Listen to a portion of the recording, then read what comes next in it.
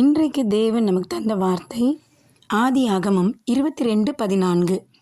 யெகோவா ஈரே, கர்த்தர் பார்த்து கொள்வார். என் இயலாமையில் நீ செயல்படுவி, உம் கரம்